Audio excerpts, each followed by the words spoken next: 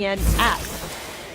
Back here at the NFL Combine, the Vikings among the teams most interesting to watch with regards to quarterback. There's certainly a possibility that all three QBs on Minnesota's roster last season will move on, depending on the decisions made. Here's a candid Mike Zimmer.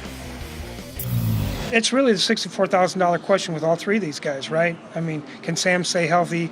Is Teddy what he was? Is Case the guy that he was last year, or was he 2 years ago? I love all three of them, okay? So they're all great people. Sam was skiing in Jackson Hole last week. He's a tremendous athlete. So, I think he'll stay healthy, but who knows? How it affects the salary cap and how it affects the rest of our football team. We've won 40 games in the last 4 years because we've had a good football team, and I want to make sure that with our team that we continue to build and improve, continually improve on defense. I feel very confident, really, in all three guys. I love all three of them. They're great. They're great people. I love how they work. They understand how we do things there as a team and the way we go about our business. And it's important for myself and Rick and the organization. We picked the right guy that is going to help us to continue to move forward. If we don't do that, then I'll probably get fired.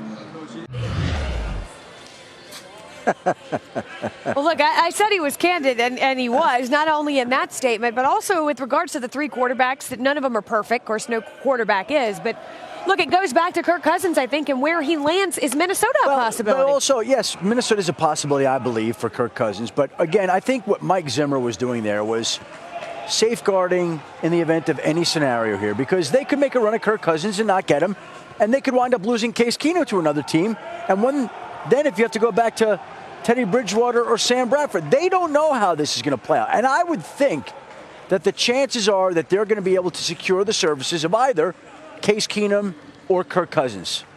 But if they don't, that's where it also gets interesting as we talk about all these potential scenarios that exist in the days and weeks to come. Sounds to me like a coach who likes his quarterbacks and doesn't love any of them, okay? And is sitting there going, I really don't know what we're going to do yet. We're still letting it play out. Because, look, I mean, all year long, we all know what the issues with Sam Bradford are. We can talk about it every offseason if we want. He can throw the ball beautifully. He can't stay healthy. With Case, Mike was never behind him all year long, at least outwardly. We don't know what he was like internally, but at least outwardly. And with Teddy Bridgewater, look, I don't know where he is at physically. We're not there. Of course, they have more information than we'll ever have. So they understand what's going on there. It just, to me, seems like right now that is really a position that I think is going to be extremely fluid as we move forward. I think it's dangerous to try and parse people's statements, but Zim is more candid than most. And if you ask me to give an intelligence report based on what I heard, it would be, I want to continue to build the defense. And given my druthers, Sam Bradford is probably the least expensive alternative.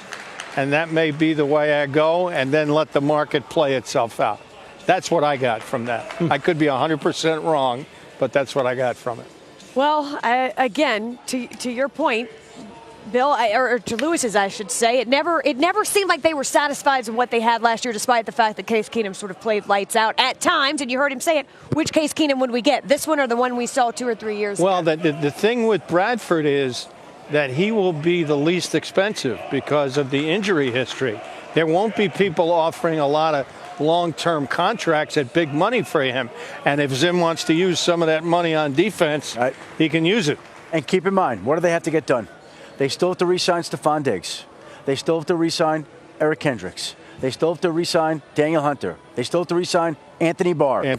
There are a lot of three defensive guys. There are really good players that they've got to get under contract that they want to keep, that are imperative to keep. But you know what? Regardless of how much it costs to sign Sam Bradford, we were just talking about this the other day. When we get injury reports on players, and you pull out Sam Bradford's injury report, it's going to be. That's right. We need the whole desk across this whole thing. Keep him coming. You know, it don't matter how cheap he is. And if they sign him and they lose the other guys and they don't have another backup plan, well, what's going to happen then? Sam Bradford is not option A here. Well, I'm saying if they did, which again, it just brings into question. Like, and you're right, Bill. I'm not going to sit there and try and determine what he's saying.